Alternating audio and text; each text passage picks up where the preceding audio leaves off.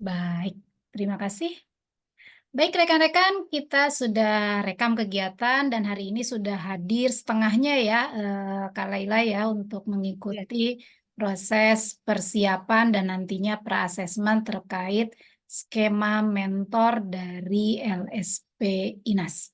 Sebelum kita mulai, kita berdoa dulu ya rekan-rekan menurut agama dan kepercayaan masing-masing, agar kegiatan hari ini berjalan baik, lancar, dan tentunya siap mengikuti proses uji kompetensi di tanggal 8 nanti.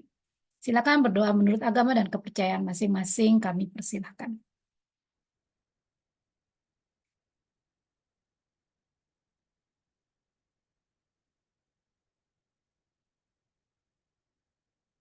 Ya, berdoa selesai. Baik, sebelum kita mulai, saya akan langsung ke Kak Laila dulu nih, bisa sampaikan sedikit pendahuluan siapa-siapa yang akan mengikuti kegiatan di hari ini dan tentunya nanti di tanggal 8. Silakan Kak Laila. Oke, baik. Terima kasih. Eh, boleh berbantu? Silakan. Air beriak tanah tak dalam, air tenang menghanyutkan. Izinkan saya memberikan salam kepada hadirin sekalian. Assalamualaikum warahmatullahi wabarakatuh. Waalaikumsalam warahmatullahi wabarakatuh. Alhamdulillahirrahmanirrahim. Wassalatu wassalamu ala asrafil anbiya'i wa mursalin wa ala alihi wa sahbihi ajma'in amma ba'd. Alhamdulillah, pada hari ini teman-teman semua yang saya hormati Mbak Anita, ada Mas Tri Wianto dari INAS ya, dari LSP, teman-teman ini teman-teman semua alhamdulillah sudah hadir. Thank you semuanya yang sudah menyempatkan waktu untuk per-assessment hari ini, sore ini. Harapannya nanti mudah-mudahan kalau teman-teman, ya ada yang kurang lagi nih satu nih.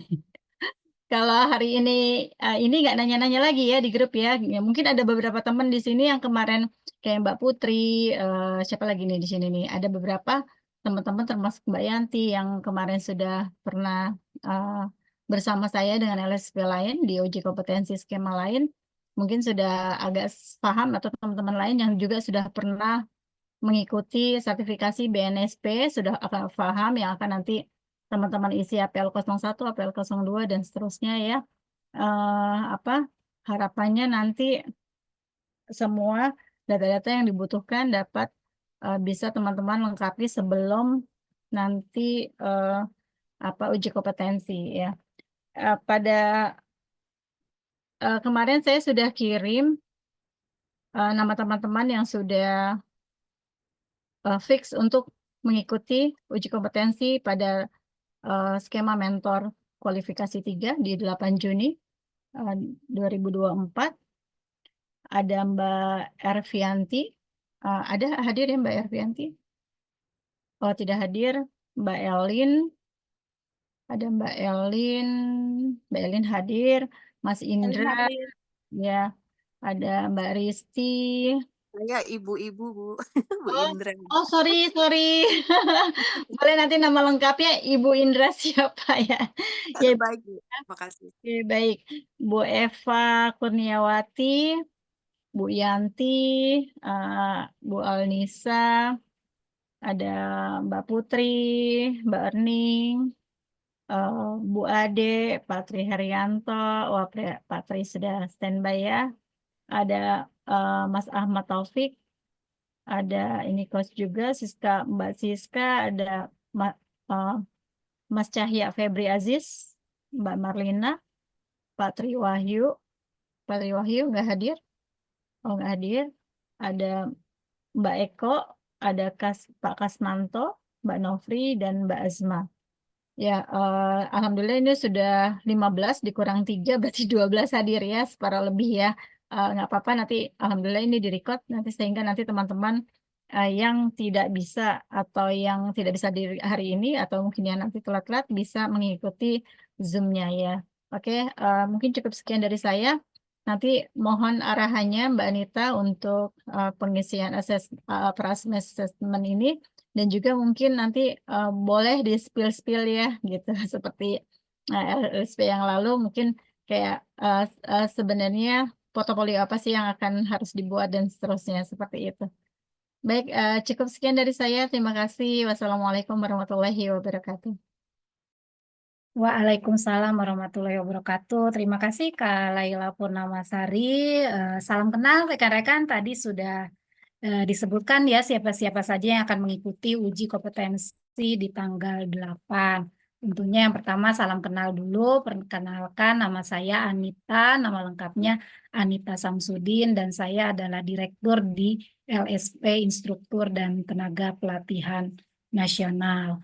Hari ini saya akan membuka sedikit, memberikan pembukaan terkait skema yang rekan-rekan akan ujikan, dan nanti selebihnya terkait pra-asesmen pengisian dokumen APL 01 dan 02 serta persiapan persetujuan asesmen dan kerahasiaannya akan dibantu oleh tim saya. Di sini sudah hadir Pak Tri yang akan menjadi penanggung jawab kegiatan di tanggal 8 nanti. Baik, salam kenal rekan-rekan, semangat kompeten. Mudah-mudahan di sini sudah pengalaman semua dengan yang namanya uji kompetensi atau asesmen. Tapi kalau misalnya ternyata belum pun tidak apa-apa, pengalaman pertama ya rekan-rekan, jadi silakan hari ini kesempatan untuk rekan-rekan berdiskusi menanyakan agar nanti di tanggal 8 siap mengikuti proses asesmen. Kegiatan kita di sore ini tujuannya tentu untuk menyamakan, mengharmonisasi terkait apa-apa yang akan kita lakukan ketika nanti uji kompetensi atau asesmen di tanggal 8 sesuai jadwal di waktu yang sudah kita sepakati ya.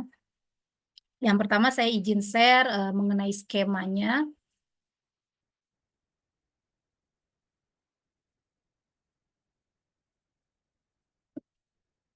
Sebentar.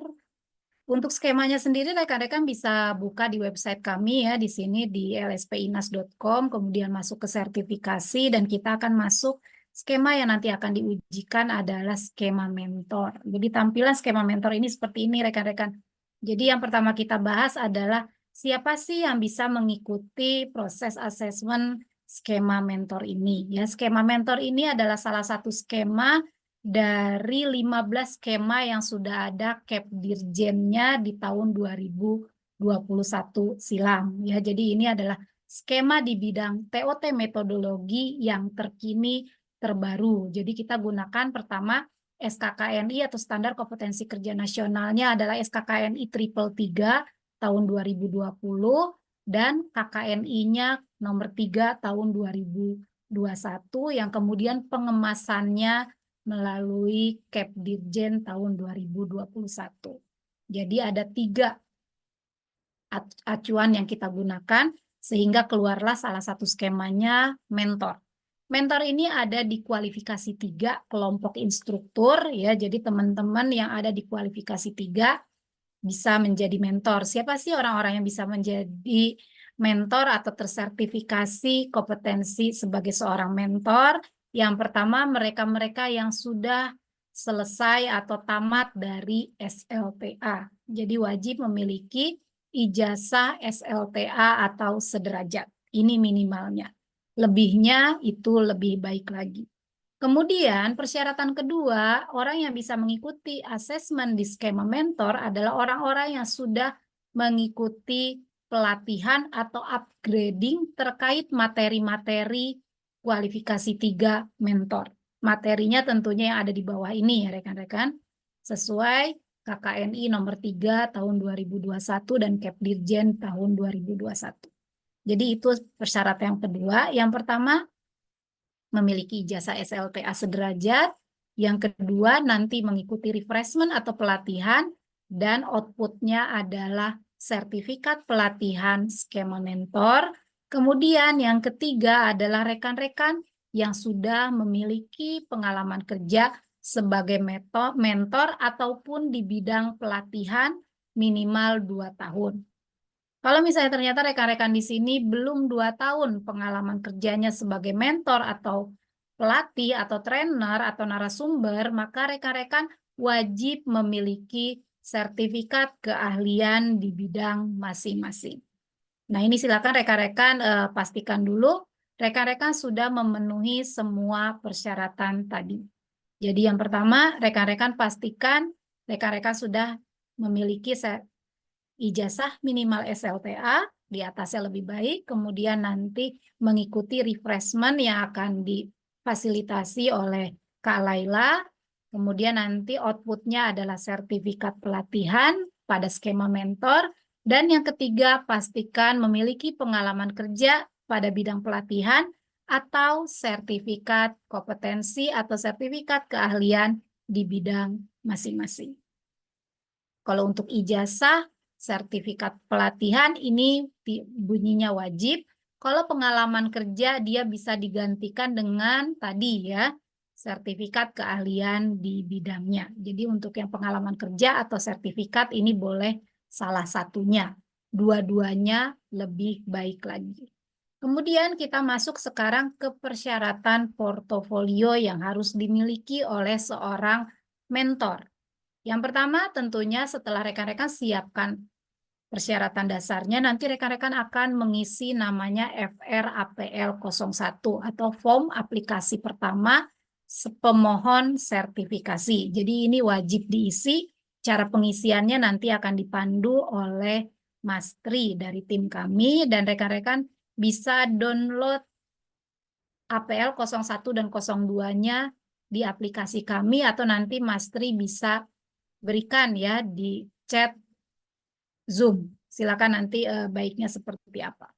Kemudian setelah rekan-rekan mengisi APL permohonan APL 01 dan melampirkan persyaratan-persyaratan dasar dan persyaratan administratif, nah tadi yang kita bahas kan persyaratan dasar. Sekarang ada yang namanya persyaratan administratif. Persyaratan administratifnya ada dua. Yang pertama adalah KTP. Jadi pastikan rekan-rekan nanti lampirkan KTP-nya, ya tentunya milik kita sendiri yang valid. Dan yang kedua adalah foto. Pas foto ukuran 3x4 dengan latar merah. Silakan yang belum ada disiapkan fotonya. Kami harapkan foto yang digunakan adalah foto terkini atau terbaru ya.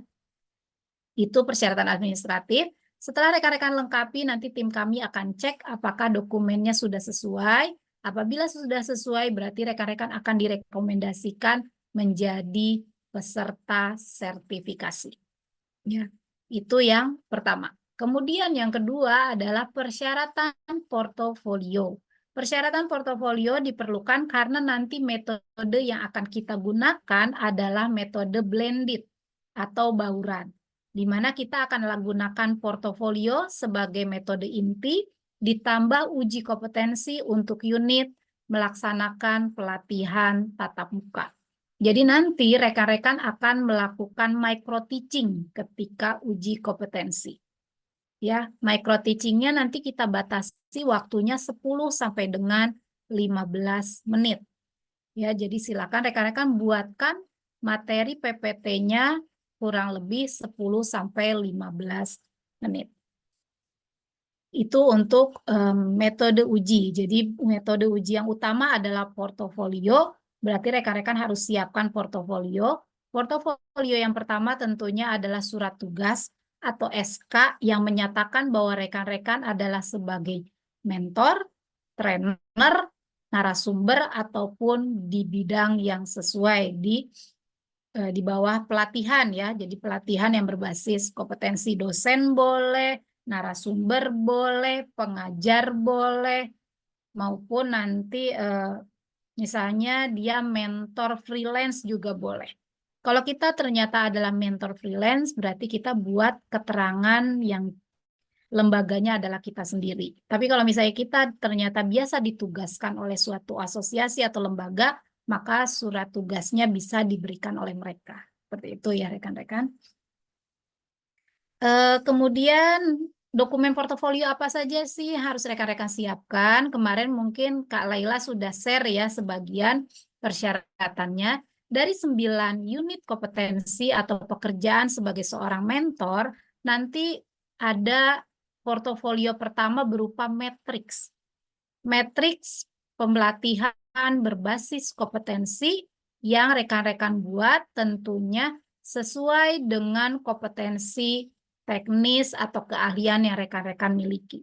Jadi itu dokumen yang pertama yang harus rekan-rekan siapkan adalah matriks. Matriks ini adalah hasil penjabaran dari identifikasi standar kompetensi dan kualifikasi kerja yang rekan-rekan lakukan.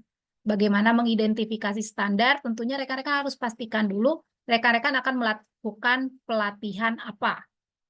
Ya, misalnya pelatihan bidang retail misalnya. Nah, berarti rekan-rekan harus identifikasi pelatihan bidang retail ini apakah berdasarkan SKKNI, berdasarkan standar khusus, atau berdasarkan standar internasional. Jadi harus diidentifikasi dan hasil identifikasinya hanya boleh ada di antara 3 ini. Standar SKKNI, standar SKK khusus, atau standar internasional. Di mana 3 standar ini tentunya memiliki kekhasan masing-masing.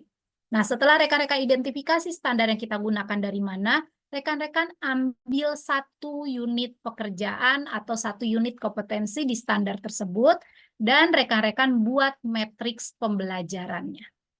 Jadi ini adalah portofolio pertama yang harus rekan-rekan siapkan. Kemudian portofolio keduanya apa? Setelah rekan-rekan identifikasi kan ketemu nih SKKNI bidang retail nomor sekian tahun sekian. Rekan-rekan ambil 1 unit pembelajaran yang akan rekan-rekan lakukan.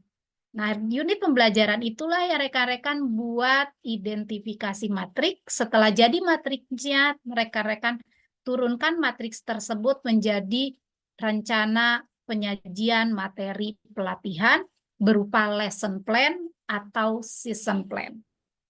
Ya, silakan rekan-rekan sesuaikan. Jadi pertama tadi portofolio pertamanya adalah matriks. Dari matriks ini rekan-rekan turunkan menjadi rancangan sesi atau rancangan pembelajaran berupa lesson plan atau session plan. Di mana isi dari rancangan sesi ini nanti kita jabarkan dalam materi PPT. Jadi di rancangan sesi ini rekan-rekan akan disiapkan tadi judul pelatihannya apa, kemudian kode unitnya apa, berapa lama waktunya, kemudian pembelajaran itu dilakukan apakah secara luring, daring, ataupun gabungan keduanya. Baru nanti ada pendahuluannya seperti apa, isinya seperti apa, kesimpulan, tahap aplikasi, sampai dengan penutupnya nanti seperti apa. Dari rancangan sesi yang sudah rekan-rekan siapkan tadi, sudah rekan-rekan buat, baru rekan buat materi PPT untuk melaksanakan pelatihan tatap muka. Ini yang unit ketiga. Jadi materi PPT yang rekan-rekan buat berdasarkan rancangan sesi yang sudah rekan-rekan siapkan, dan rancangan sesi ini berdasarkan hasil identifikasi standar kompetensi yang rekan-rekan buat matriksnya.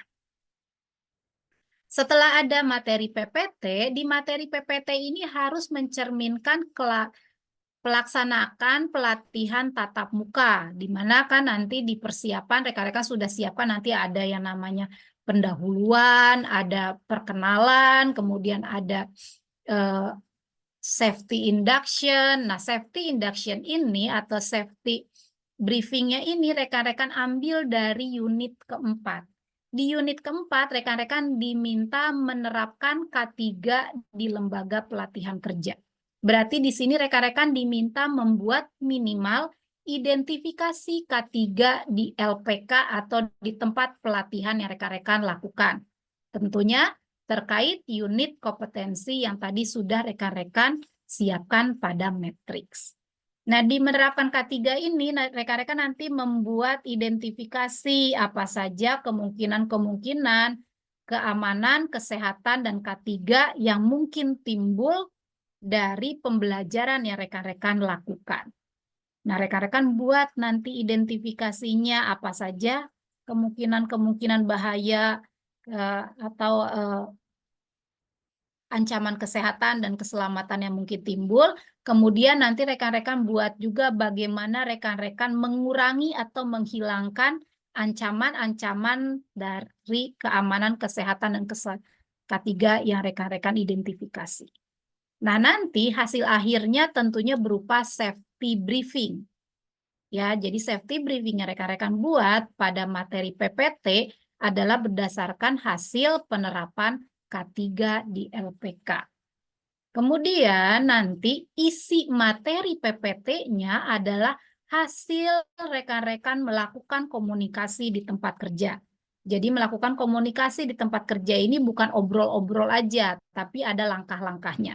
Nanti ketika refreshment atau pelatihan dengan tim Kakak Laila nanti akan dijabarkan. Bagaimana rekan-rekan melakukan komunikasi di tempat kerja sehingga menghasilkan materi pembelajaran yang tentunya efektif dan efisien. Kemudian sebagai trainer atau sebagai mentor, seorang mentor kita juga harus bisa mengelola peralatan pelatihan kerja. Peralatan yang digunakan di sini adalah minimal peralatan yang ada pada unit SKKNI yang rekan-rekan pilih nantinya. Di situ kan ada perlengkapan dan peralatan. Maka semua peralatan yang ada di situ harus masuk kepada daftar pengelolaan peralatan yang rekan-rekan buat. Kemudian peralatan tersebut setelah rekan-rekan buat daftarnya, tentunya rekan-rekan kelola, dibuat yang digunakan apa, bagaimana pemeliharaannya, dan terakhir laporannya.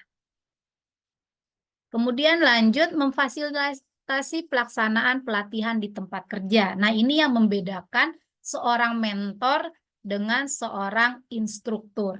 Kalau seorang mentor, dia harus mampu dan kompeten dalam memfasilitasi pelaksanaan pelatihan di tempat kerja, baik berupa pemagangan maupun on the job training.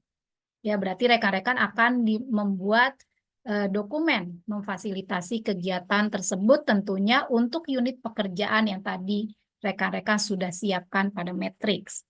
Kemudian setelah itu di akhir kegiatan pelatihan tentunya kita akan lakukan evaluasi terhadap peserta latih kita, apakah materi pelatihan kita atau mentoring kita sudah diserap 100%.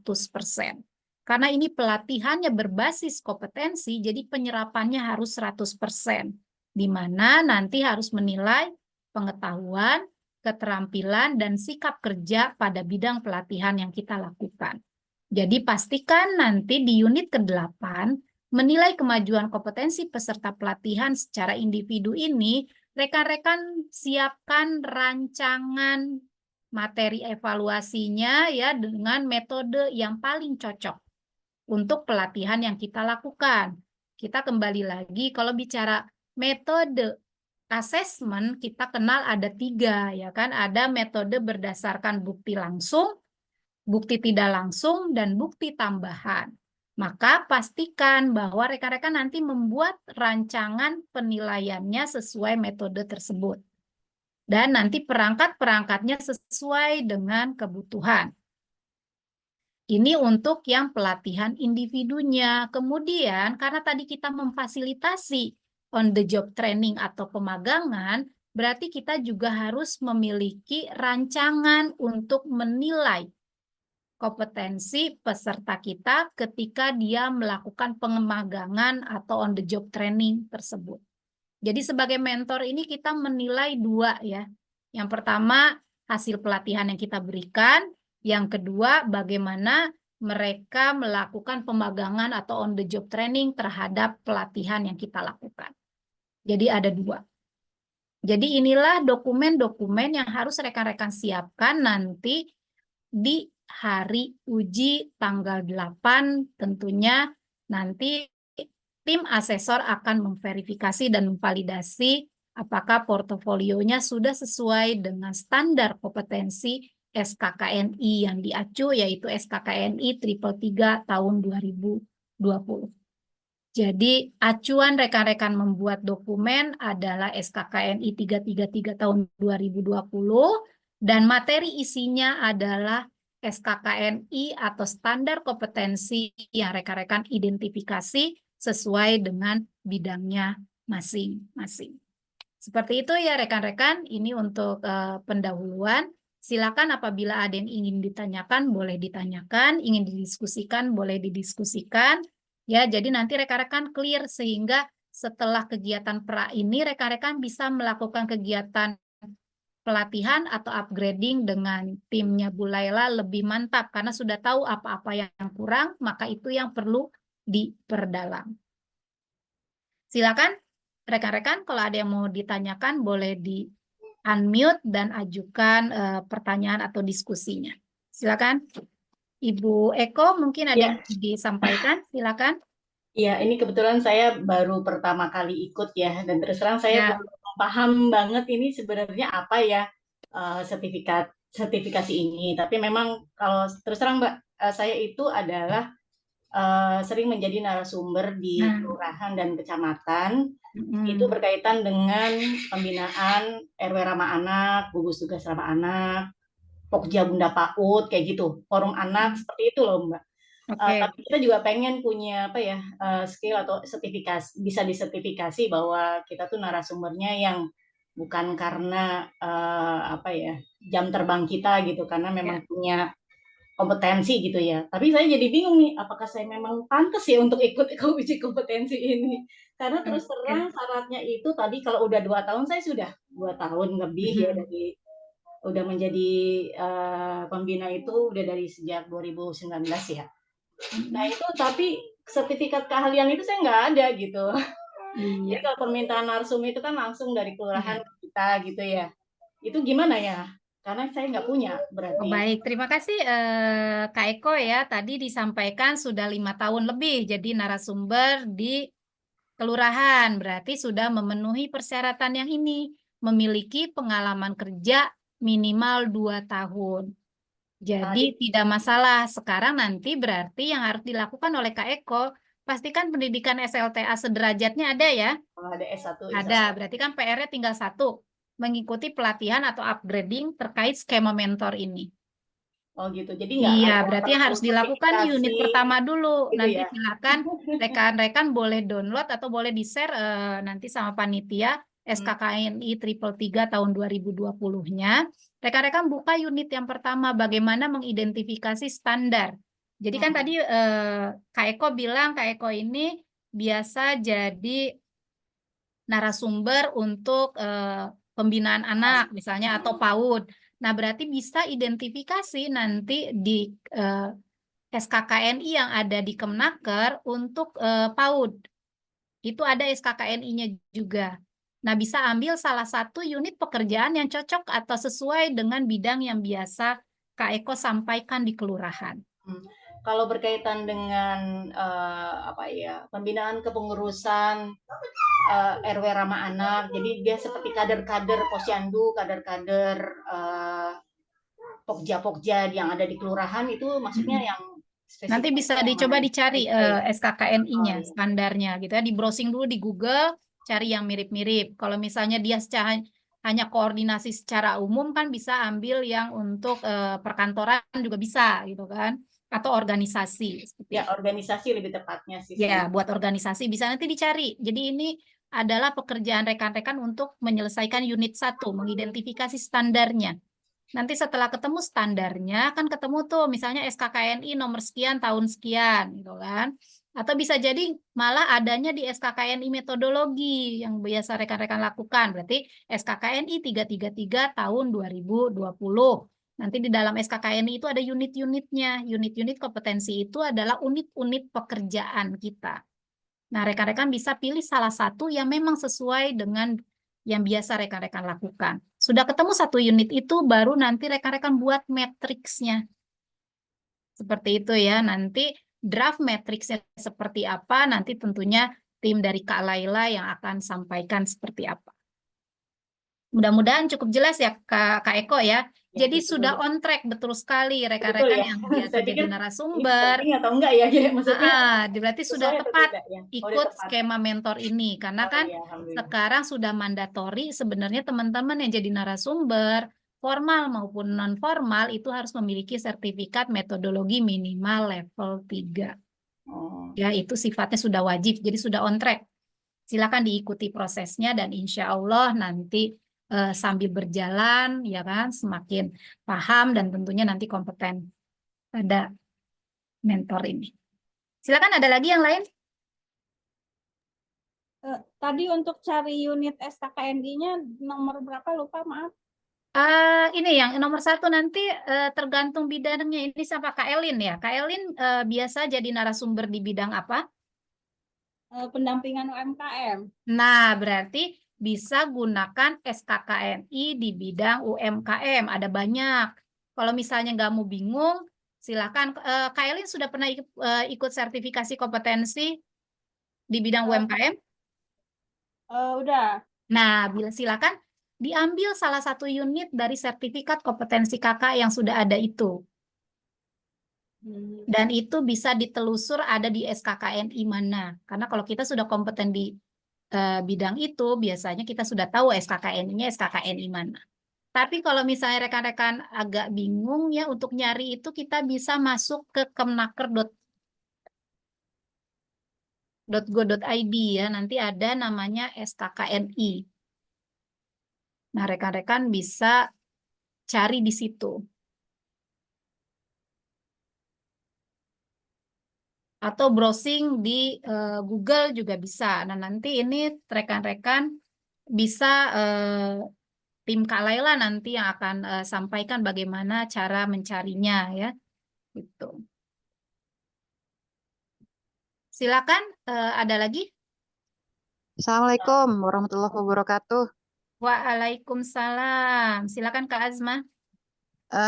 Ini saya bingung memilihnya ini karena kan banyak yang sudah tidak saya lakukan lagi gitu. Ya. Misalnya begini, saya kan sejak setelah dari perusahaan kan terus bekerja sebagai guru dari tahun 2010 sampai 2017 gitu. Oke. Nah itu saya sudah jadi wali kelas, saya sudah jadi guru BP, saya juga sudah pernah jadi wakil wakasek bidang kesiswaan di SMK swasta.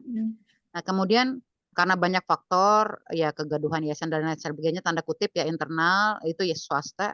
Akhirnya saya intinya efeknya kita masing-masing mencari celah kemudian teman-teman ada yang CPNS lah, ada ini, ada itu. Kalau saya memilih untuk mengambil S2 waktu itu, gitu ya. Berarti kan kita tinggalkan itu, gitu ya. Betul.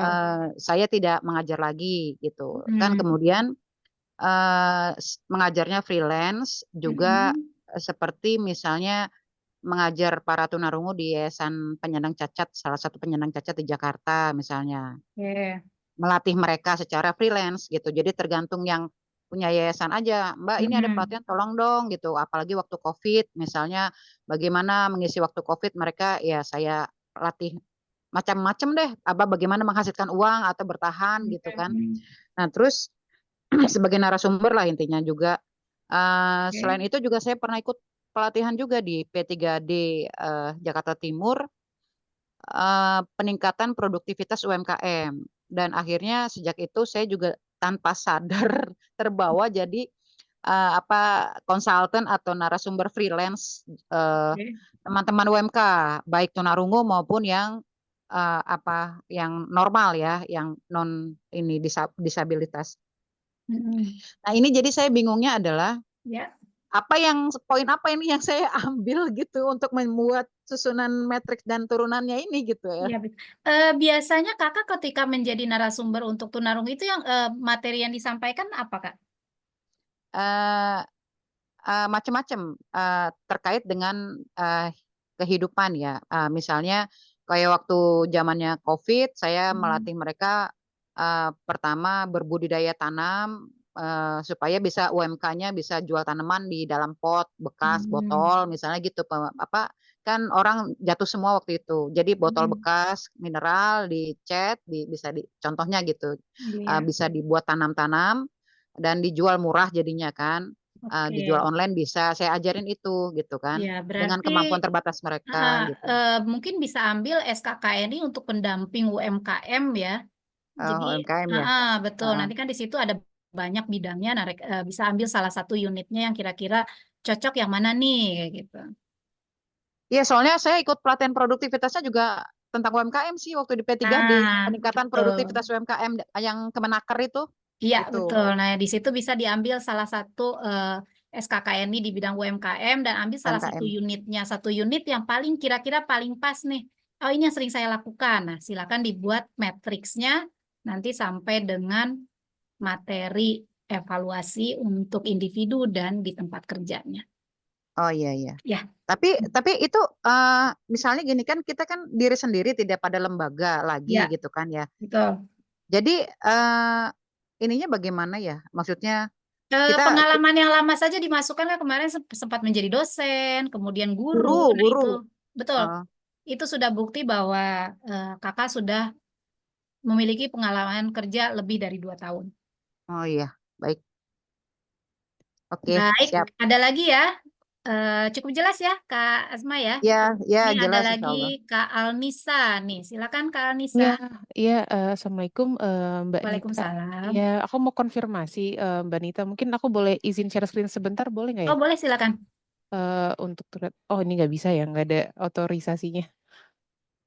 Boleh, Mas Tri boleh dibukakan untuk share screen?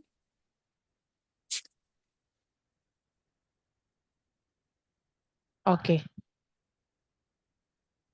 Oke, Mbak Nita, tadi aku coba buka ini dari web Nah, ya. SKKNI-nya. Nah, ini kan contohnya aku mau ambil terkait, tadi aku udah search ya, manajemen, contohnya aku background-nya di manajemen sumber daya manusia.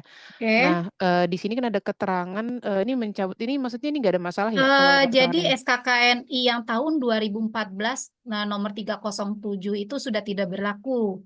Jadi Oke. kakak ambil yang ini, yang 149 tahun 2020. Silakan di-download. Oh, berarti ini aku Itu sudah download yang ini SKKNI ya. terbaru, betul. Nah, ini teman-teman ya, Oh, oke. kebetulan ada yang sudah bisa masuk ke SKKNI. Jadi nanti tampilannya seperti ini. Silakan dipilih salah satu SKKNI yang masih berlaku. Oke, Mbak Nita. Ya, Lalu berikutnya ini aku sudah download. download Lalu di silakan. sini aku Kemudian melihat di pilih sini ada, satu unit. nah ini ya berarti ya Mbak Nita Ya, ya, betul. Ini unit-unit kan yang ada unit di ada sini. banyak nih. Ini unit yang digunakan untuk mulai dari staff sampai dengan general manager di bidang SDM. Nah, Oke. silakan kakak ambil salah satu unit saja yang kira-kira paling sering dilakukan pelatihan atau rekan-rekan sebagai narasumbernya. Oke, baik. Baik, Mbak Nita. Berarti artinya aku misalnya contoh aku ambil poin Nah, ini itu. gitu ya. Nah, berarti Berarti itu artinya yang ini, dibuat matriksnya. oke, ini aku tuangkan ke dalam 8 form yang tadi format Microsoft Word Betul. yang dikirimkan tadi ya, berarti ya. Iya. Jadi Oh, oke, dibuat baik. dulu matriksnya, nanti dari matriksnya turun menjadi rancangan sesi, dari rancangan sesi menjadi materi PPT, kemudian dari materi PPT ini berarti kita ambil dari bagian tadi yang apa K3, kemudian melakukan komunikasi, kemudian eh, rancangan evaluasinya seperti apa, itu kan nanti keluar di materi PPT yang kita sampaikan. Oke, baik. Berarti artinya administrasi yang dibutuhkan untuk dibawa adalah seluruh 8 form ini yang perlu Betul. dilengkapi. Iya. Lalu tadi KTP asli dan juga foto ini ya, pas foto 3x4 ya. Betul. Oke, baik. Terima kasih Mbak Clear Nita ya? konfirmasinya. Baik, terima kasih. Silakan Kak Marlina. Nggak masuk suaranya Kak, masih off. Silakan. Diklik dulu, unmute. Oke, Assalamualaikum. Oke. Silakan Kak. Mbak Anita dan teman-teman semuanya. Saya Marlina, kebetulan saya juga seorang dosen ya yang sudah sejak 2021 sudah dosen tetap dan kemarin baru in passing di asisten ahli oleh Dikti gitu ya. Cuma Oke. saya juga sempat bingung nih saya di komunikasi. Tetapi saya juga sebagai pendamping UMKM gitu. Kemarin dari UMKM Jabar Juara 2023 dan lain sebagainya. Terus juga saya sering melakukan sebagai narasumber literasi digital dan komunikasi nih. Cuma apakah sebaiknya saya ambil yang sesuai dengan profesi saya sekarang gitu sebagai dosen komunikasi atau bagaimana? Kemudian saya juga sekarang sedang apply untuk program dari Dikti sebagai dosen pendamping magang gitu MSIB. Apakah yang bisa menunjang saya untuk supaya bisa diterima gitu loh? Saya dapat BNSP ini kan berarti saya ada added value ya, ada value yang lebih baik gitu ya dari apa yang harus saya ambil gitu. Saya juga bingung gitu. Sederhananya gini aja Kak Marlina, dari semua kegiatan atau sektor yang biasa Kakak lakukan, sektor mana yang paling sering memanggil? Sama sih, hampir sama kadang. Sama ya, kalau gitu bebas, boleh pilih yang mana saja. Karena kan kalau mentor ini kan dia metodologi. Nanti Kakak aplikasikan tentunya di semua bidang yang tadi. Digitalnya masuk, kemudian komunikasi, UMKM. Nah, nanti ketika Kakak akan menjadi narasumber di bidang semua itu, rekan-rekan Kakak harus siapkan ya itu tadi. 9 alur kerja itu memang harus disiapkan gitu. Jadi silakan ambil satu yang untuk jadi uji kompetensi yang paling dikuasai, dan tentunya yang paling sering dilakukan. Oke. Jadi minimal kan kita sudah begitu kompeten nanti ya, insya Allah direkomendasikan kompeten oleh asesor dan dinyatakan kompeten oleh LSP. Jadi minimal kita sudah punya satu paket perencanaan sebagai mentor yang sudah final. Itu. Jadi silakan ambil salah satu. Kalau misalnya ternyata sekarang kan lagi tren misalnya digital marketing, ambil digital marketing. Tapi kalau ternyata sekarang lagi banyaknya UMKM nih, lagi rame lagi, ya berarti ambil UMKM. Kira-kira yang mana yang paling bakal sering kita pakai, nah itu yang dipakai untuk besok. Atau mana yang paling lengkap dokumennya. Jadi SKKNI-nya sudah ada, KKNI-nya sudah ada. Masih dicari-cari dulu ya berarti yang benar-benar. Iya, betul. Tapi kalau tadi bicara digital marketing, dia sudah lengkap juga, SKKNI-nya ada. Kemudian UMKM juga lengkap, ada. Nah, jadi untuk bidang-bidang yang memang sekarang lagi tren, itu rata-rata SKKNI dan KKNI-nya sudah ada. Jadi kita tinggal membuat materi mentoringnya yang sebaik mungkin. Oke. Satu lagi Mbak Silakan. Anita. Untuk pengumpulannya ini kapan ya deadline-nya? Kan harus ada foto, harus ada portofolio ya dan sebagainya. Iya, tentunya di hari uji semuanya harus sudah ada. Seperti itu. Di tanggal 8 ya, berarti 2 hari dari sekarang, Kak. Tanggal 8, soft copy ya? Soft copy. Untuk ijazah dan lain sebagainya kami minta hard copy. Ijazah, foto, KTP itu hard copy. Portofolio yang 9 kami minta soft file saja. Karena biasanya nanti kan akan divalidasi lagi oleh asesor. Kalau misalnya ada yang ternyata dirasa belum pas, belum mewakili unit kompetensi tersebut, rekan-rekan akan diminta merevisinya. Jadi nanti panitia penyelenggara boleh mungkin memfasilitasi dibuatkan drive ya, link drive untuk portofolio yang 9 tadi. Oh, berarti ada yang hard copy, Ya. ijazah, KTP, foto, ya. Selebihnya itu soft copy ya? Ya, betul. Jadi persyaratan administratif sama persyaratan dasar itu kami minta hard copy. Tapi selebihnya yang portofolio, yang 9 unit kompetensi itu silakan dibuat soft file saja. Oke. Terima kasih Mbak Anita. Sama-sama. Cukup ya. Kalau misalnya ada pertanyaan lagi nanti boleh ditanyakan sambil berjalan dengan Mas Tri. Silakan Mas Tri, sudah bisa masuk untuk proses pra-assessment.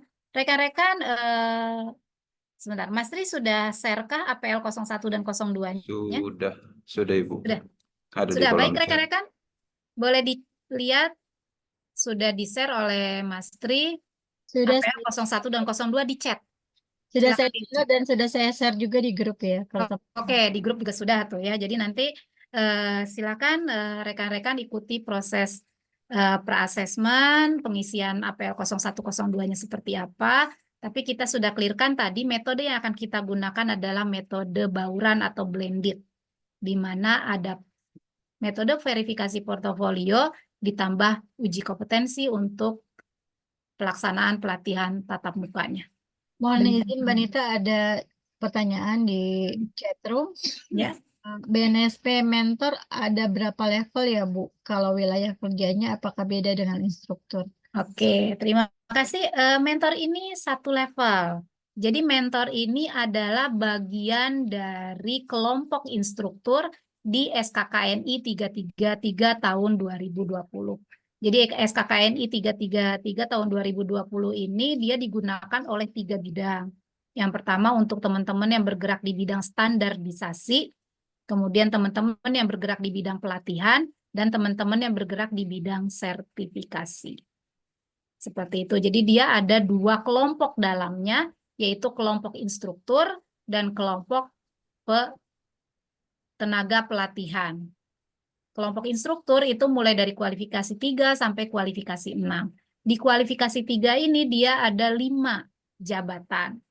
Ada asisten instruktur, ada instruktur junior, ada pelatih, ada mentor, dan ada pelatih di tempat kerja.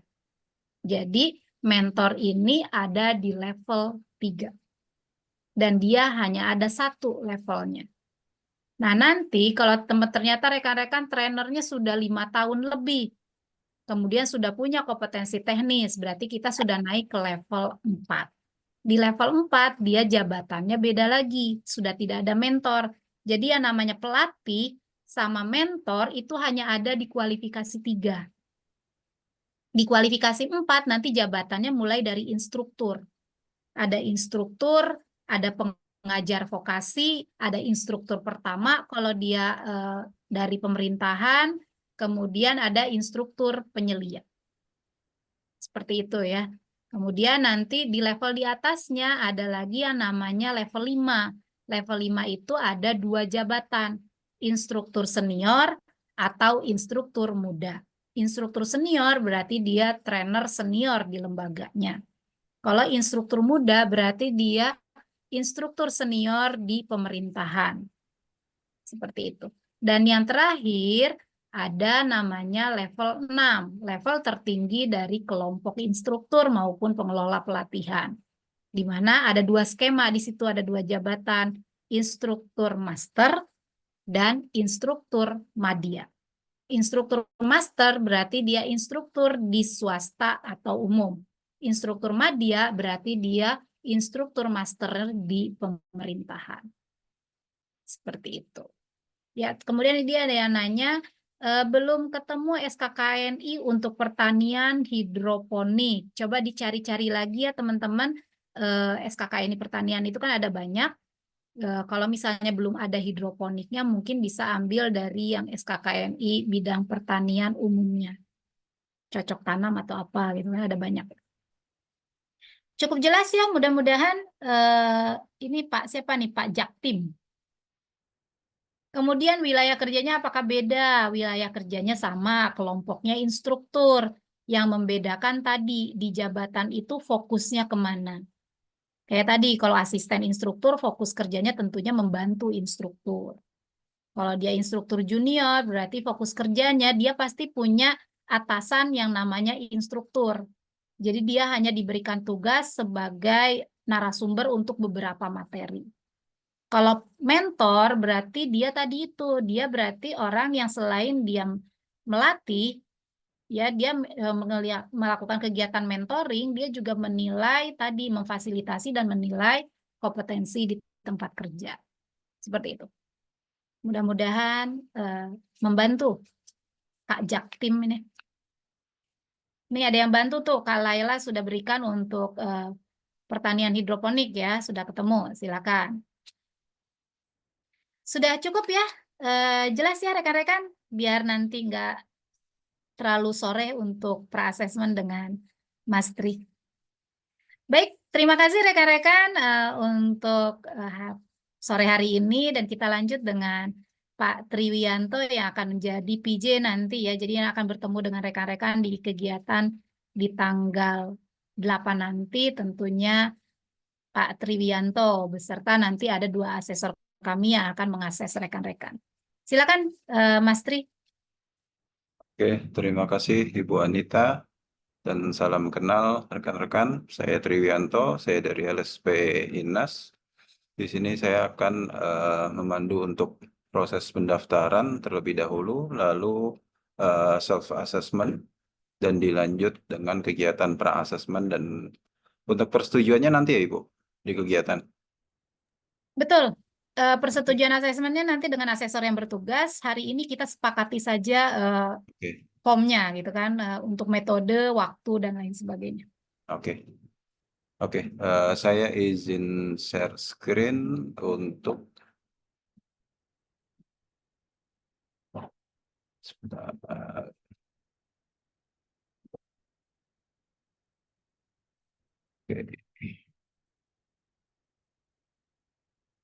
Oke. Sudah terlihat Bapak dan Ibu? Oke, jadi saya akan mengenalkan sedikit. LSP INAS adalah lembaga sertifikasi profesi instruktur dan tenaga pelatihan yang didirikan pada tahun 2017 dengan lisensi BNSP LSP 918 ID. Sampai dengan hari ini kita telah mensertifikasi lebih dari 9.000 trainer. Dan berikut adalah sertifikat lisensi kami. Di sini kami telah melakukan relisensi atau perpanjangan pada tahun 2021 dan akan habis masa berlakunya pada tahun 2026. Oke, untuk dukungan sarana dan prasarana pada LSP INAS, kita memiliki 43 asesor yang tersebar di seluruh Indonesia dengan 85 tempat uji kompetensi offline dan 15 skema sertifikasi. Oke, untuk kegiatan sertifikasi ini meliputi pendaftaran yang akan kita lakukan setelah ini, lalu pra-assessment termasuk dalam kegiatan setelah pendaftaran, lalu nanti dilanjut pada tanggal 8 asesmen yang akan dilakukan oleh asesor, dan di asesmen tersebut di akhir kegiatan akan dibacakan rekomendasi dari asesor. Setelah asesor merekomendasikan, maka asesor akan melaporkan ke LSP untuk dilakukan kegiatan pleno hasil uji kompetensi. Nah, dari rekomendasi asesor yang akan disampaikan nanti di kegiatan asesmen itu boleh dilakukan banding atas hasil rekomendasinya. Nanti saya akan jelaskan pada saat pra-assessment. Nah, untuk pemeliharaan sertifikasi yaitu kita biasanya di akhir tahun akan melakukan konfirmasi melalui WhatsApp untuk mengisi Google Form, yang dimana Google Form tersebut untuk membuktikan bahwa kompetensi Bapak dan Ibu masih terjaga, dan selanjutnya sertifikasi ulang, yaitu kegiatan sertifikasi yang dilakukan ketika masa berlaku sertifikat Bapak dan Ibu telah habis. Oke. Sekarang kita akan mulai untuk permohonan sertifikasi. Saya akan share screen.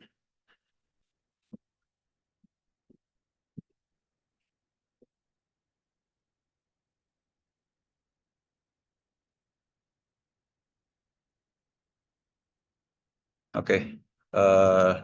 Dokumen FRAPL 01 permohonan sertifikasi ini telah di-share tadi. Jadi di sini silahkan diisi data Bapak dan Ibu dari nama lengkap dan seterusnya. Nah, di sini nama lengkap ini tolong diisi, jangan sampai salah, dan jika memberikan gelar di namanya, penulisan gelar juga harus sesuai, karena nanti akan dijadikan rekomendasi oleh admin LSP jika dinyatakan kompeten dari hasil pleno, maka ini akan menjadi rekomendasi dalam pencetakan sertifikat. Jadi mohon diisi tanda titik komanya yang sesuai dengan standarnya.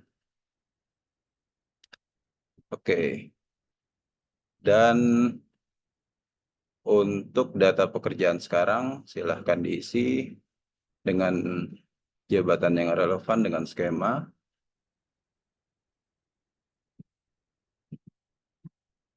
Oke, di sini bukti persyaratan dasar yang seperti telah disampaikan oleh Ibu Anita. Bukti-bukti ini dibawa ketika kegiatan asesmen, hard copy ya, untuk KTP, pas foto, ijazah, sertifikat pelatihan dan pengalaman kerja, atau sertifikat keahlian di bidangnya. Lanjut, untuk di kolom ini silahkan ditulis namanya saja, tidak usah menggunakan gelar. Lalu di sini ditandatangani dan diberi tanggal hari ini, 6 Juni 2024. Oke, sampai di sini sudah cukup dipahami Bapak dan Ibu. Oke, jika sudah, kita lanjut.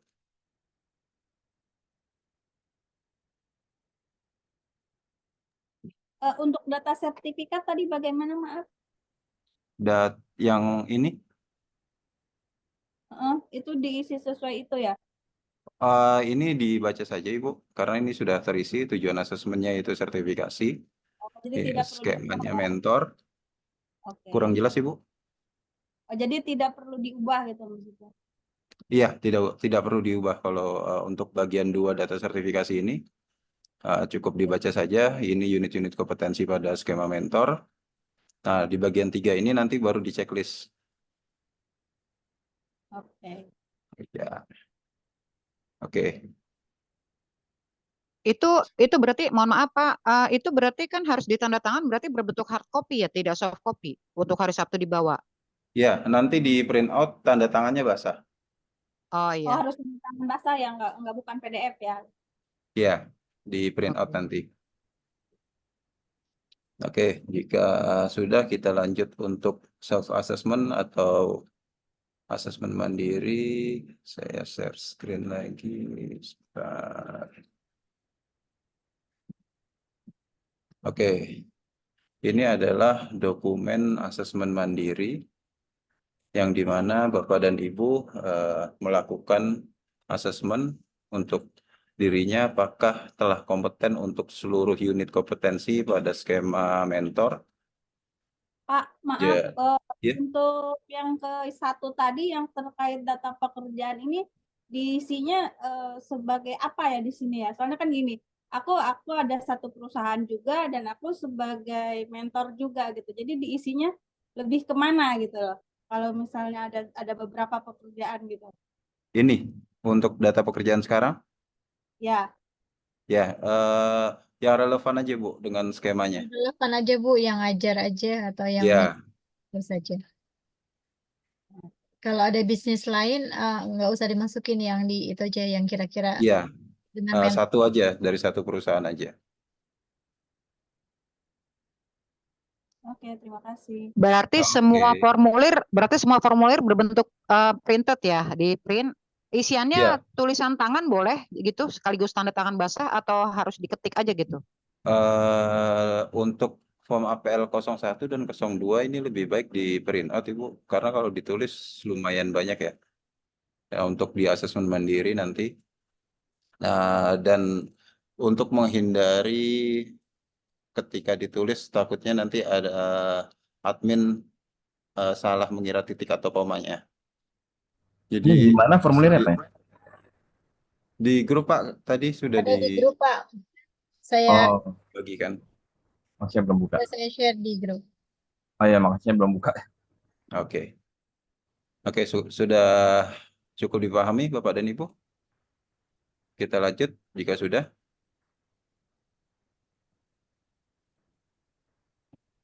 Oke, lanjut ya. Oke, kita lanjut di APL 02. Mas tadi fotonya ukurannya berapa? 4x6 background merah? 3x4. 3x4. Oke. 1 lembar saja. 2 Ibu. Backgroundnya merah ya Bapak dan Ibu.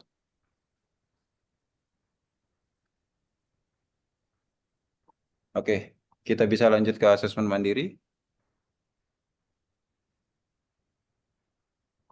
Itu Pak yang paling bawah tadi yang ada kolom K dan BK itu, maaf satu lagi ke bawah lagi. Oh, Paling bawah, paling bawah. asesmen mandiri ya? Asesmen itu, asesmen mandiri. Oh ya, asesmen mandiri itu ya. Itu memang bukan Oke. kita yang ngisi kan ya berarti ya? Ini Ibu yang isi. Ini kan Ini kan kita yang ngisi nih, Ibu, yang ini. Nah ini nih. ya, ini kan formulir yang dimana Ibu menyatakan bahwa Oh iya. diri Ibu telah kompeten, telah menguasai untuk seluruh unit kompetensi. Berarti saya yang ngisi gitu ya? Ya, K KBK-nya itu ini, apa? K, BK? K itu kompeten, BK Kompeten. itu belum kompeten. Oh belum kompeten ya. Ya, Baik. dan di formulir ini Bapak dan Ibu tidak boleh menyatakan dirinya belum kompeten Oh, di setiap unitnya. Karena harus ketika ditulis Bapak dan kompeten Ibu ya.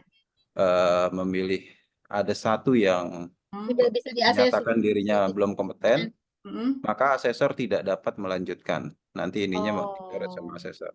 jadi Jadi kita tidak harus dapat isi dilanjutkan. kompeten semua ya. Ya, Jadi asesor menguji Bapak Ibu semua berdasarkan karena Bapak Ibu menyatakan diri kompeten. Kalau Bapak Ibu betul. menyatakan diri belum kompeten, maka tidak bisa dilanjutkan proses uji kompetensi, gitu ya. Oh gitu. Terus Iya. bukti relevannya bagaimana itu? Bukti yang relevan ini yaitu bukti-bukti yang telah Ibu buat pada saat pelatihan atau upgrading nanti. Jadi 9 bukti sesuai unit kompetensi pada skema mentor yang tadi disampaikan oleh Ibu Anita. Dari Oh, jadi itu matriks dibawa ya. pembelajaran sampai dengan turunannya sampai 9 bukti. Oh iya, Nah, itu berarti kan dibawa dan diserahkan ke asesor itu ya berarti ya. ya, Nggak ditulis di sini sebentar ya saya berarti ya. izin konfirmasi ke Ibu Anita. Bu Anita, oh nampaknya tidak ada. Oke, baiknya untuk Ya, kenapa dokumen, Mas Tri? Sorry. ya dokumen portofolio ini soft file atau hard file, Bu? Soft file. Soft file, oke. Iya, betul. Nanti kan Terus, dibuatkan link oleh timnya Kak Laila ya untuk pengumpulan dokumennya. ya, jadi untuk bukti yang relevan ini yaitu tugas-tugas yang telah Bapak dan Ibu kerjakan di saat upgrading.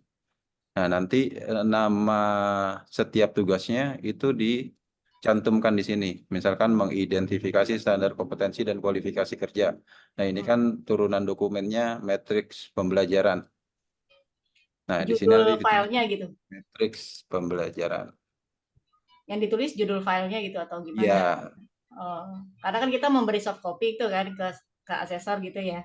ya, Nanti asesornya kan apa sih namanya mencari ininya ya nama filenya seperti itu ya berarti ya. iya, betul Ibu. Mungkin nanti dari Ibu Laila akan di kolektif pada apa Google Drive atau drive penyimpanan online lainnya, dan nanti itu bisa disampaikan juga ke asesor. Jadi nanti tinggal share linknya aja.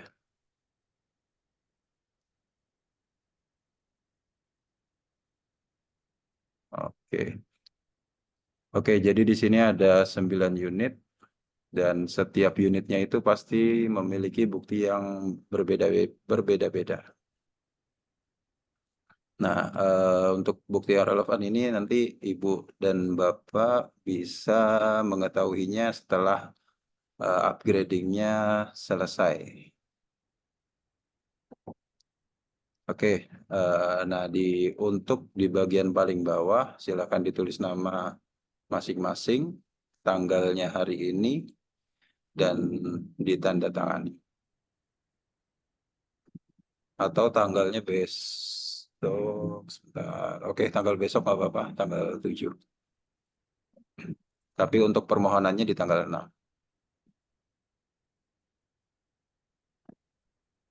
Oke, sampai di sini ada yang ingin ditanyakan, Bapak dan Ibu?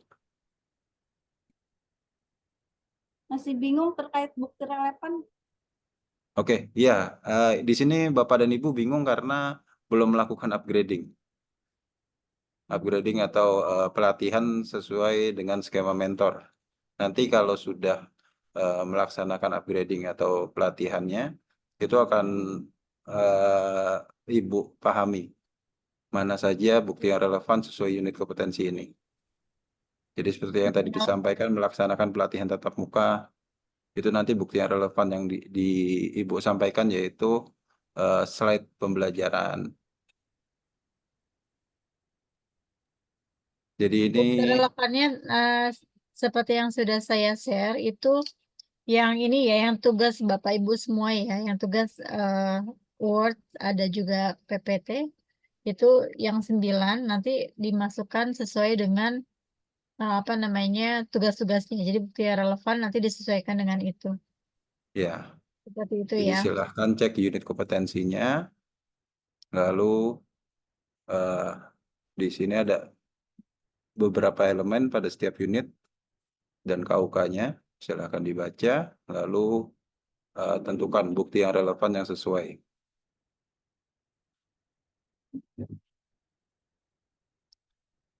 Oke, masih ada lagi Bapak dan Ibu yang ingin ditanyakan?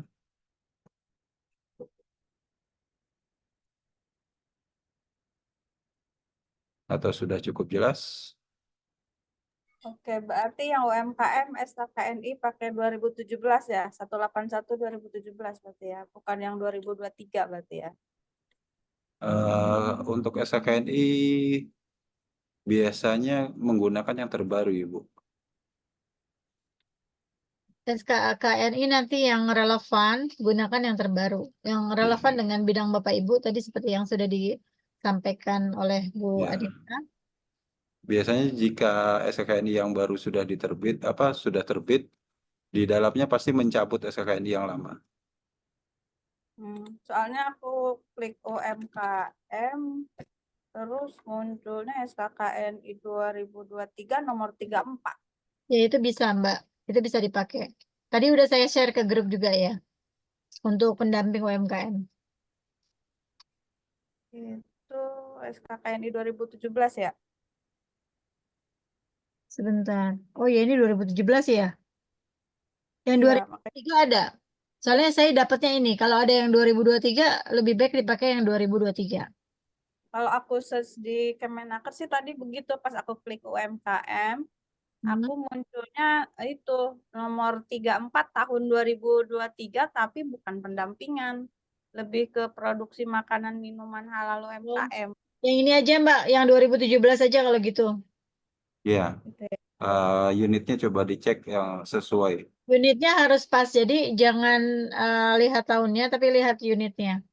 Oh gitu. Ya, Oke, nomor siap. 181 ya kalau pendamping ya. 181 nomor 2 tahun 2017. Nanti unit kompetensinya banyak, bisa tinggal dipilih. Baik. Oke, sampai di sini ada yang ingin ditanyakan untuk asesmen mandirinya? Jika sudah atau nanti ada yang ingin ditanyakan setelah kegiatan Zoom ini, nanti boleh bisa menanyakan ke saya atau langsung ke Mbak Laila ya.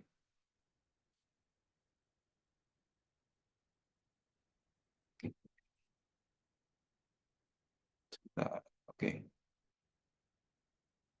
Oke. Mungkin nanti saya bisa dimasukkan ke grup ya, Ibu Laila.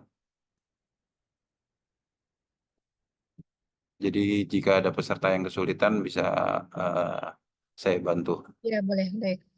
Oke. Oke, jika asesmen mandiri ini sudah dan sudah cukup dipahami, kita lanjut untuk kegiatan pra-asesmennya. Tadi sudah disampaikan oleh Ibu Anita mengenai kegiatan asesmennya akan dilakukan dengan metode blended, yaitu observasi demonstrasi dan verifikasi portofolio. Jadi nanti pada saat asesmen, Bapak dan Ibu biasanya akan diawali dengan kegiatan observasi demonstrasi, yaitu micro teaching, yang waktunya maksimal di 15 menit, 10-15 menit. Lalu akan dilanjut dengan pertanyaan wawancara atau pertanyaan tertulis. Nanti ini akan disampaikan oleh asesor untuk kegiatan yang dilakukan setelah observasi demonstrasi.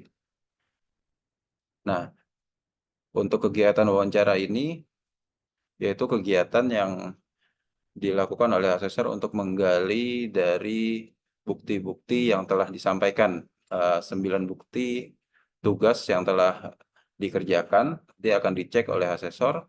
Nanti jika perlu bukti tambahan untuk wawancara, maka akan diwawancarai sesuai unit kompetensi atau bukti yang perlu ditambahkan pertanyaan wawancara.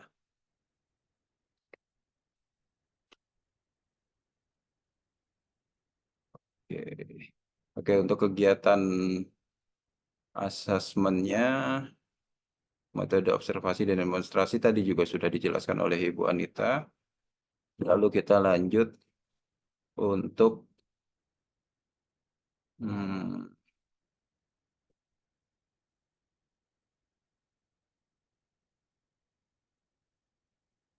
kegiatan asesmen oleh asesor. Di sini asesor akan menilai bukti-bukti yang telah disampaikan, apakah telah memenuhi aturan bukti, valid, asli, terkini, dan memadai.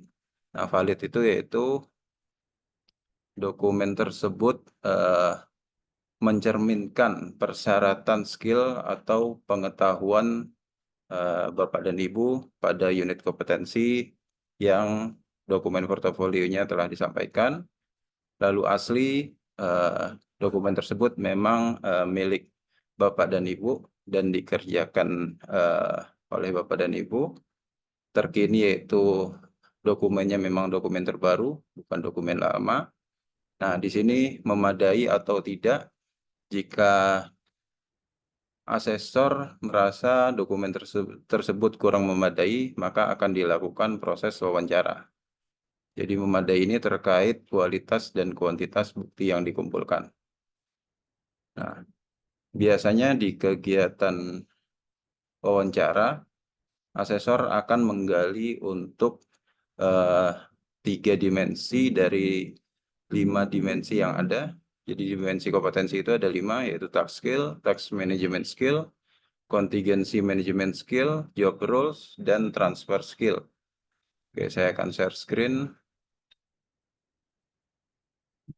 untuk dimensi kompetensinya. Oke, sudah terlihat Bapak dan Ibu. Nah, task skill di sini yaitu melaksanakan tugas individu atau satu pekerjaan. Task management skill ini mengelola sejumlah tugas yang berbeda dalam satu pekerjaan. Contohnya multitasking ya. Jadi beberapa pekerjaan yang dilakukan secara bersamaan. Nah, di sini contingency management skill ini biasanya asesor akan menanyakan terkait ini, yaitu kemampuan Bapak dan Ibu dalam merespon atau mengelola ketidakteraturan dan masalah-masalah dalam pekerjaan rutin. Jadi lebih ketika terjadi satu case atau masalah, apa yang dilakukan oleh Bapak dan Ibu. Lalu job roles, yaitu kemampuan menyesuaikan dengan tanggung jawab dan harapan lingkungan kerja. Yaitu job roles sendiri itu bisa diartikan tatanan dalam melakukan pekerjaan atau SOP. Jadi urutan dalam melakukan pekerjaan. Nah, ini biasanya juga akan dijadikan panduan untuk pertanyaan wawancara. Lalu transfer skill, yaitu kemampuan beradaptasi dengan lingkungan maupun alat yang baru. Jadi bagaimana Bapak dan Ibu mentransfer ketika melakukan kegiatan pembelajaran di kelas atau dari kelas ke lapangan atau on the job training.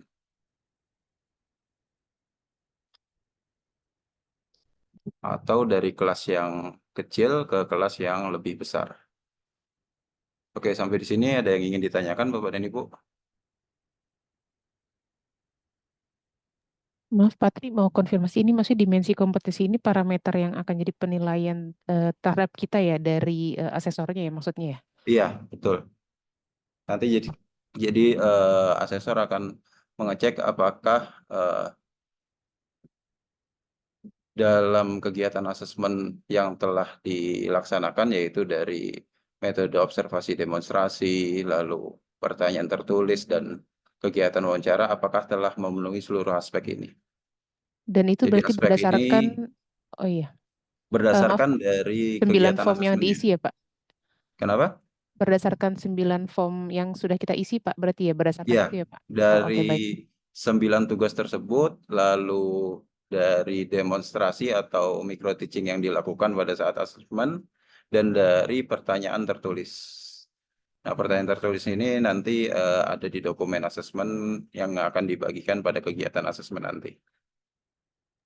Oke, terima kasih Pak. Oke. Oke, ada lagi?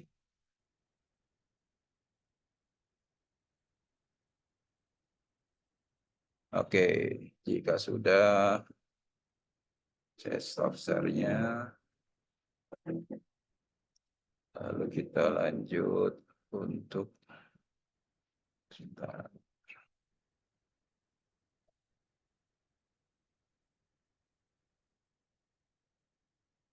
Oke, saya akan menjelaskan sedikit prosedur banding dalam kegiatan asesmen nanti.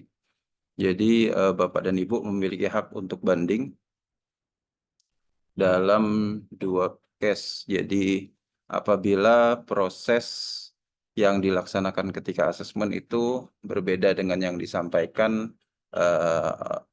oleh asesor saat pra-asesmen, yaitu pada saat hari ini, itu nanti bisa dilakukan banding.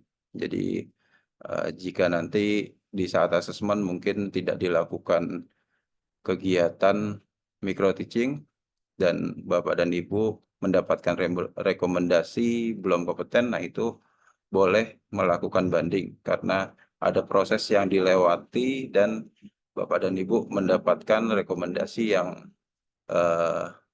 tidak sesuai dengan harapan dan harapan Bapak dan Ibu. Lalu case yang satu lagi, jika saat rekomendasi yang dilakukan oleh asesor merekomendasikan belum kompeten, padahal Bapak dan Ibu merasa bahwa telah menunjukkan seluruh pengetahuan, skill, dan keterampilan kerjanya, lalu sikap kerjanya juga cukup baik, maka Bapak dan Ibu boleh melakukan banding. Nah, banding ini dilakukan dengan mengisi form banding yang akan dibagikan saat pelaksanaan asesmen. Jadi jika tidak melakukan banding, mohon form tersebut tidak diisi. Oke, untuk penjelasan banding, apakah ada yang ingin ditanyakan, Bapak dan Ibu? Pak Tri, maaf mau tanya lagi, ketika yang banding ini artinya setelah kita mengikuti selesai, misalkan kita mulai kan jam 7.30 ya, dan kita selesai Ya. semua itu jam kurang lebih misalnya jam 12 gitu. Artinya langsung real time keluar hasilnya ya Pak, berarti ya. Makanya tadi ada mungkin bisa pengajuan banding itu ya Pak. Ya, jadi mungkin kegiatan asesmennya nanti bisa selesai sekitar jam 2 atau jam 3 sore ya. Biasanya paling cepat itu jam 2. Tapi terkadang bisa sampai jam 4 sore. Gini, Mas Tri. Jadi Ya. teman-teman itu untuk soalnya biasa saya menyelenggarakan teman-teman itu untuk 20 itu saya bagi 2 sesi. Jadi di sesi pagi dan di sesi siang. Seperti itu. Oke. Jadi nanti 10 di pagi karena kalau yang sudah-sudah kadang-kadang yang pagi 10 itu saja siangnya belum selesai gitu ya. Jadi memang di dibagi menjadi 2 sesi. Jadi yang pagi itu sampai jam 12 10 orang, dari siang mungkin sampai selesai nanti Oke. orang seperti itu ya. Oke. Karena Oke, memang baik. keterbatasan waktu teman-teman juga, tapi nanti saya sampaikan ke teman-teman kalau misalnya memang yang sesi siang itu mau datang lebih cepat, nggak apa-apa gitu. Tapi memang berdasarkan request juga karena kesibukan masing-masing gitu. Jadi ada yang request pagi, ada yang request siang seperti itu. Saya sudah Oke. buat jadwalnya. Oke, baik. Jika begitu, jadi nanti di akhir kegiatan asesmen, asesor akan membacakan rekomendasi hasil uji. Nah, sifat rekomendasi ini belum final, karena finalnya itu ada di rapat pleno di LSP. Maka dari itu, ketika asesor menyampaikan rekomendasinya, jika ada peserta yang melakukan banding, nah ini akan angkat atau dilakukan verifikasinya banding tersebut di rapat pleno. Jadi apakah banding tersebut bisa diterima atau tidak. Nah, nanti setelah rapat pleno selesai, ini akan disampaikan hasil dari banding yang dilakukan oleh Bapak dan Ibu. Harapannya dipahami, tidak ada banding ya Bapak Ibu, karena semuanya kompeten. Amin. Ya, kita harus optimis untuk asesmennya seluruhnya kompeten. Yang penting satu sisi yang terkadang dilupakan yaitu di sikap kerjanya. Tapi saya yakin karena background Bapak dan Ibu juga sudah cukup baik dan tinggi-tinggi, pasti untuk sikap kerja pun pasti sudah sesuai dengan yang diminta oleh asesor dalam kegiatan asesmen nanti. Oke, ada yang ingin ditanyakan lagi?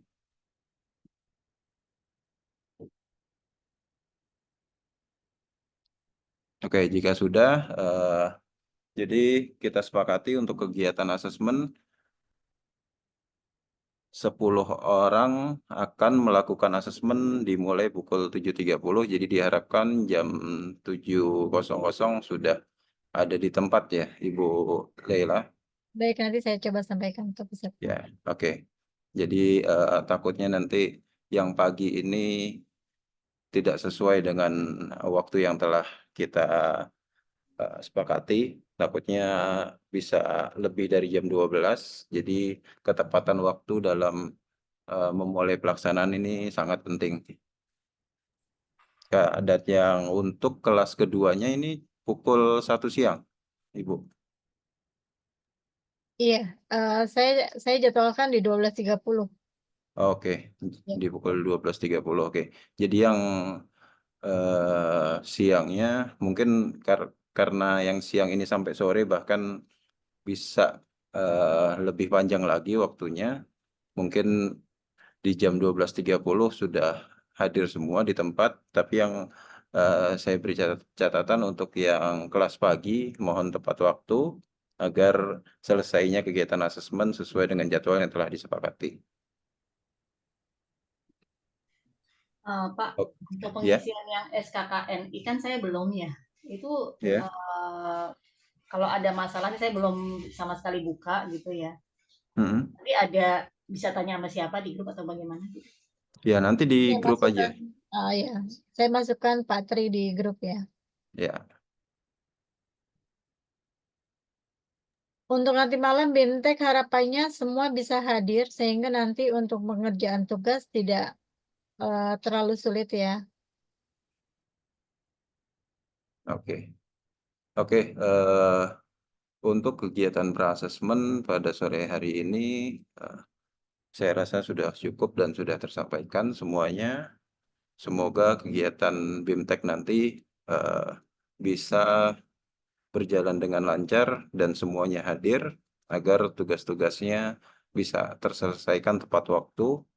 Jadi tugas-tugas tersebut harus sudah selesai sebelum kegiatan asesmennya. Oke, mungkin dari saya itu saja. Mohon maaf. Terima kasih. Wassalamualaikum warahmatullahi wabarakatuh.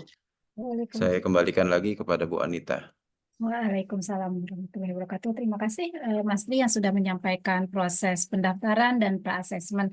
Cukup jelas ya rekan-rekan yang sudah disampaikan. Jadi prosesnya tadi sudah kita sepakati, pengisian APL-nya seperti apa juga sudah disampaikan.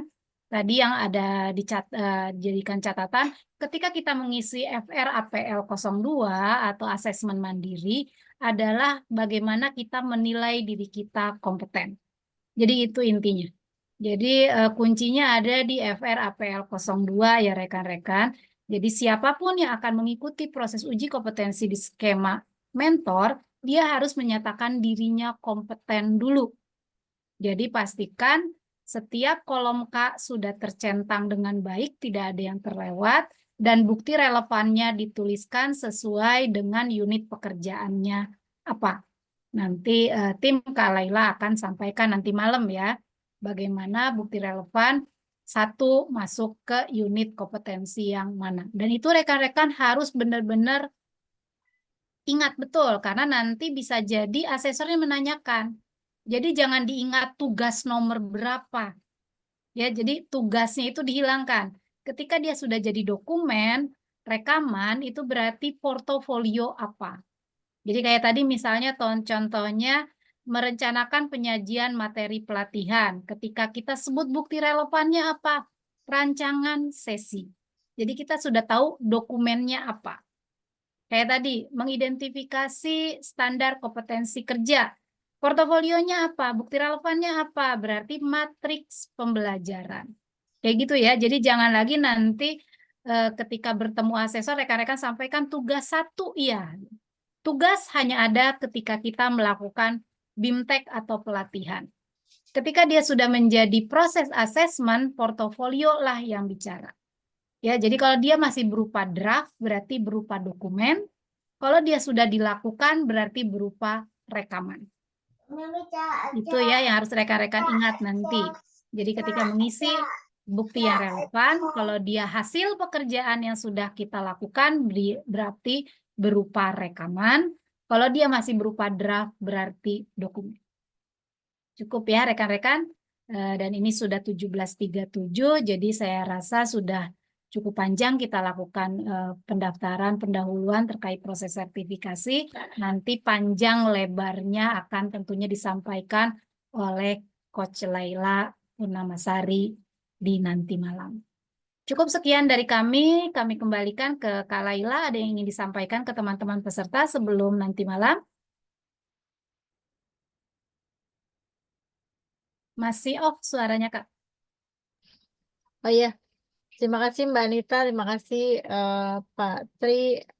Tadi sudah tersampaikan ya untuk proses pendaftaran oleh dari perwakilan dari LSP pada teman-teman. Nanti Pak Tri akan saya masukkan ke grup, jadi sehingga nanti jika ada pertanyaan terkait dengan pendaftaran dan mungkin tugas-tugas yang masih bingung bisa disampaikan di sana.